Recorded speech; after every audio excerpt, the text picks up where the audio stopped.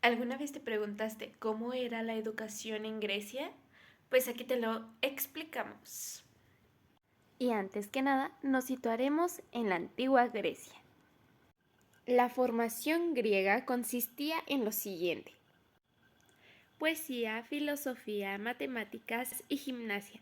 Esta última era donde se preparaban a los jóvenes para que ellos pudieran pelear en la guerra. Entonces la gimnasia era preparar a los chicos a que fueran hombres fuertes, hombres valientes, que supieran utilizar armas para la guerra y que no los agarraran desprevenidos.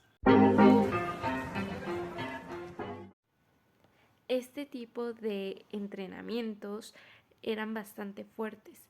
Los jóvenes competían consigo mismos y lo hacían de manera en la que ellos estaban totalmente desnudos y los ungían con un aceite. Solo los hombres varones de estatus alto podían llevar una educación. Lo que eran las mujeres, los campesinos, todos ellos eran rechazados, no podían recibir ningún tipo de educación. En Grecia se dividía en tres partes la educación. Primeramente, de los 6 a 12 años era como el preescolar. Después viene lo que es la preparación de la gimnasia, que esto duraba aproximadamente 3 años. Después llegaba lo que es como la tipo universidad, pero esto solamente personas con gran poder, con gran estatus, podía llegarlo a hacer. Las carreras tenían como duración de 4 a 5 años. Las personas que llevaban la educación de los jóvenes en aquel tiempo eran sus padres, sus madres o quizás nodrizas o pedagogos.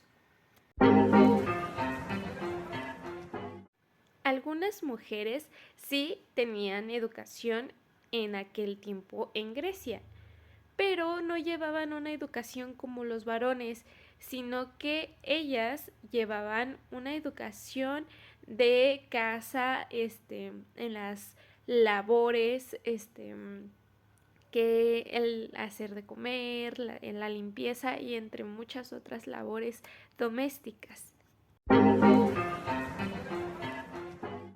Se dice que también las mujeres llevaron la educación de la gimnasia, de esto de defenderse por sí mismas, ya que si en caso de que hubiera una guerra y el hombre tuviera que estar en la guerra y hubiera una invasión, la mujer pudiera defenderse por sí misma.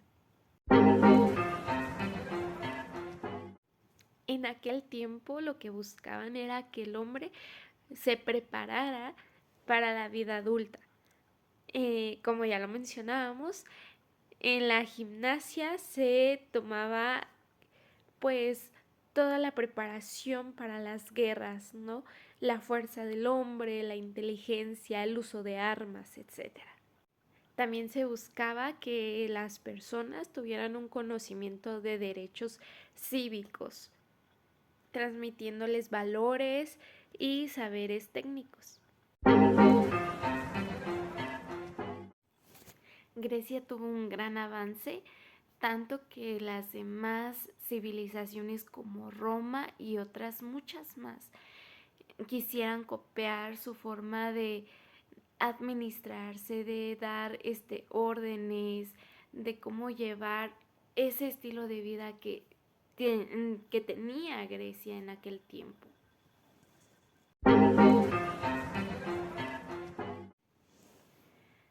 Aquí también en la educación en Grecia aparecieron grandes personajes que marcaron la historia de la educación. Por ejemplo, Aristóteles, Platón y Sócrates. Otros personajes que no podemos olvidar y dejar de lado son Pitágoras y Protágoras. Protágoras pensaba que la verdadera verdad absoluta era aquella la que la gente creía, que cada quien tenía como su filosofía, su pensamiento personal. Pitágoras es un personaje que ha marcado nuestras vidas hasta ahora. Él fue un matemático y filósofo. Seguramente recuerdas a Pitágoras por el teorema de Pitágoras, ¿sí o no?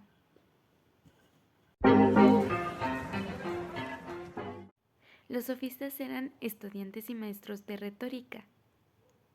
Muchas veces estos no sabían lo que decían, por lo cual a nuestro amigo Sócrates no le parecía esto. Él no estaba a favor de los sofistas. Alejandro Magno fue un conquistador que formó el imperio más grande de la historia. Él fue un difusor de la cultura griega. Esto fusionó las culturas de otros lugares con la cultura griega, así impregnando lo que es el lenguaje, la política, el arte, la literatura y la religión.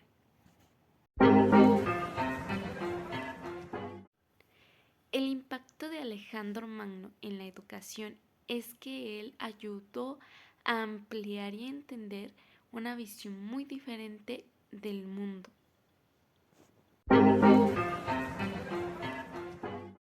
En la antigua Grecia existía algo llamado polis.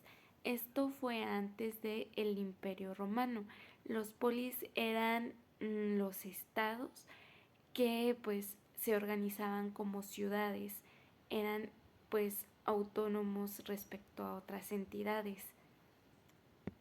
Los polis eran demasiado independientes desde su economía, su independencia política, fomentaban demasiado la participación ciudadana. También disponían de un culto religioso, mantenían tradiciones y costumbres. Para proteger su territorio, ellos creaban muros en las partes donde ellos hacían la agricultura y la ganadería.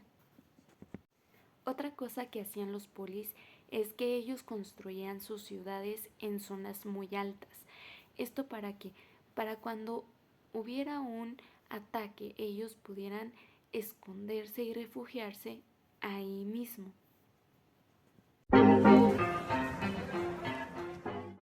La agora venía siendo el centro de la vida de la ciudad. Aquí se llevaba a cabo pues todos los comercios, el mercado, también algunos eventos culturales y religiosos. Si te gustó el contenido de este video, no te olvides darle like y suscribirte. Nos vemos hasta la próxima.